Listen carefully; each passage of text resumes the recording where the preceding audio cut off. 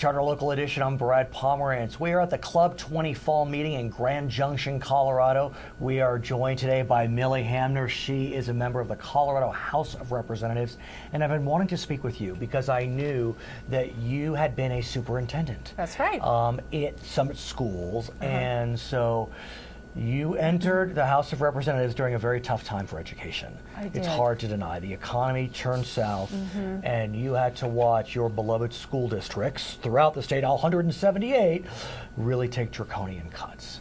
Well, actually, I was on the receiving end of those cuts as a started superintendent trying to run a school district with more than 3,000 students, and had that firsthand experience of pulling the community together to talk about, okay, how do we make this work? What can we get by with less of? Right. And those are really tough decisions. So I have that perspective now coming in as a legislator. Sure. Currently the chair of the House Education Committee and kind of the go-to person for bills that affect all of our schools in Colorado. So it's hard to deny, though, that this is a better year.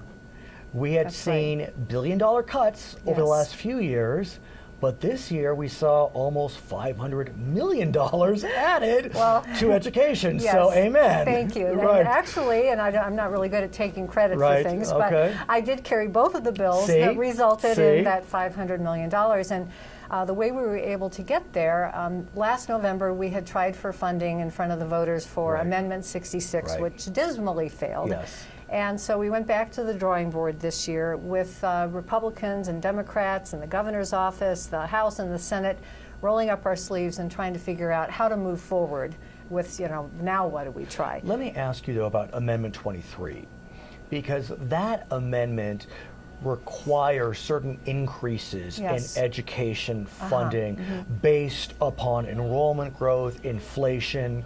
You know better than I that during the downturn, the negative factor was instituted. And Amendment 23, you can play with language a bit.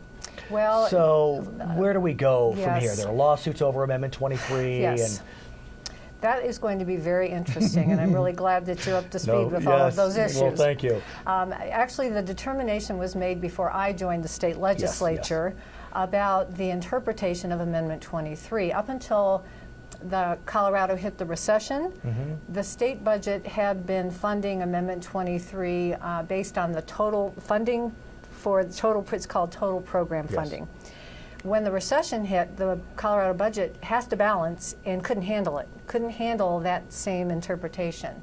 So the lawyers got together, looked at the reality of the situation, and looked at the language of Amendment 23 and interpreted Amendment 23, the inflationary increase, to only pertain to the base per pupil funding, which is less than the total operational funding for districts.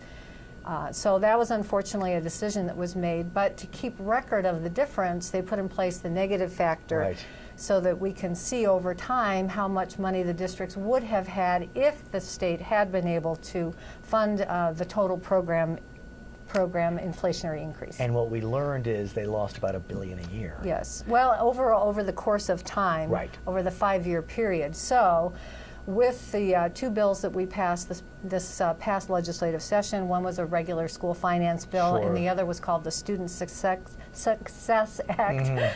And both of those had bipartisan support in the House and the Senate, so it was a collaborative effort to figure this out.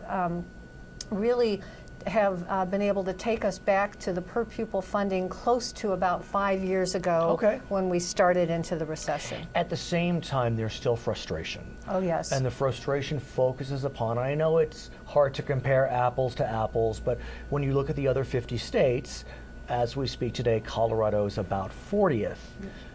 This is Colorado. I mean, it's very disappointing. It's disappointing. And so where do we go from here? Well, actually, on average, Colorado is still spending about $2,000 less per pupil than the national average. And I think we can do better than that. And so where we go from here is we have left Senate Bill 213 on the books. We have, that was the reform for the school finance process that Amendment 66 would have funded. I understand.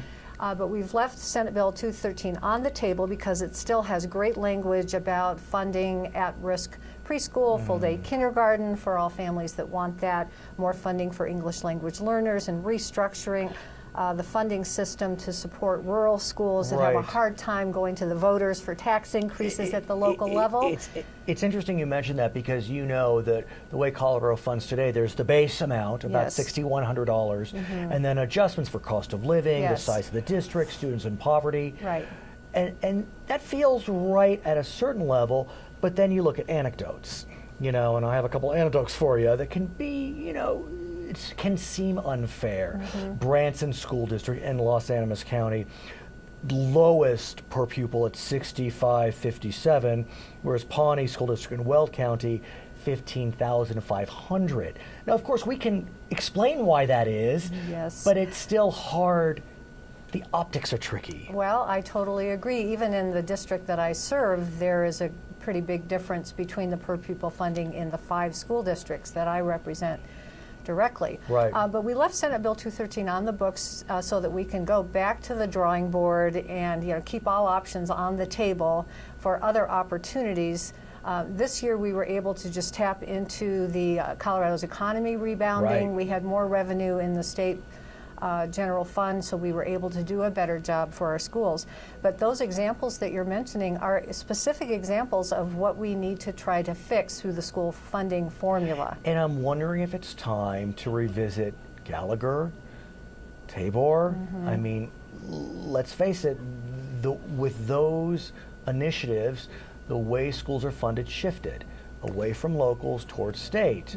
Do we need to look at changing that calculation? Well, I'm glad you bring that up, and you talk about how it's changed. Well, it used to be that about 2/3 of school funding came from the local revenue sources, and about 1/3 came from the state budget. Because of Gallagher, because of Tabor, over the last 10 to 15 years, that's exactly flip-flopped, so that now more of the burden for funding our schools is coming from the state budget. And because of Tabor, within the next couple years, we'll be hitting that Tabor cap when our revenues hit the point where we'll need to trigger tax refunds back to our citizens. So I think which feels good, but how does that feel to the kids who don't have pencils and pens and textbooks? Well, exactly. At a time where we still haven't fully funded or bought. Took care, where we haven't taken care of the negative factor. It seems ironic to be doing refunds. So. Are we getting to the point where we can take care of the negative factor, or are we still a few years off? Well, even with what we were able to invest this year, the $500 million, that only took, if the negative factor is about $1 billion, that reduced it by $110 million. So we have a long way to go still. At the same time, is looking toward local funding the approach we want to take? There are unintended consequences with everything, and if you go back toward local funding, some areas of the state that are more wealthy will, by definition, have more money, and the states that are the areas that are more challenged may not. Exactly. And shouldn't one could argue all Coloradan kids have the basic same level? That's exactly my argument. I totally agree with you. And what happens if and I do think that there are some communities that do have the capacity and the resources to fund education at a higher level, and they do that. They approve transportation mill levies, they approve override mill levy elections, they fund kindergarten at a full FTE, full day kindergarten. But other parts of the state have zero capacity at the local level. So the more we encourage local solutions rather than a statewide solution, the larger the disparity grows between funding in each of our districts. So that's why these are tough issues, they're big issues. I think we need to keep leaving all the options on the table and to continue to dialogue about the best path forward. And the conversation continues. Her name is Millie Hamner. She is a member of the Colorado State of Representatives. My name is Brad Pomerance, and this is Charter Local Edition.